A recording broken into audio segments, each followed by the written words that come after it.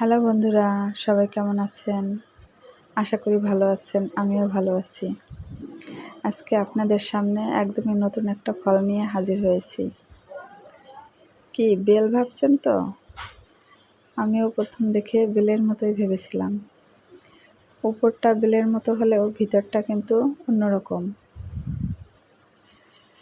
উপরটা দেখে মনে হয় অনেক শক্ত, কিন্তু ভিতরটা অনেক নরম।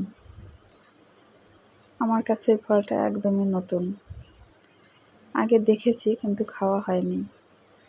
আর আপনারা কে কে আগে দেখেছেন বা খেয়েছেন সেটা আমাকে অবশ্যই কমেন্ট করে জানাবেন। ফলটা খেতে খুবই মিষ্টি,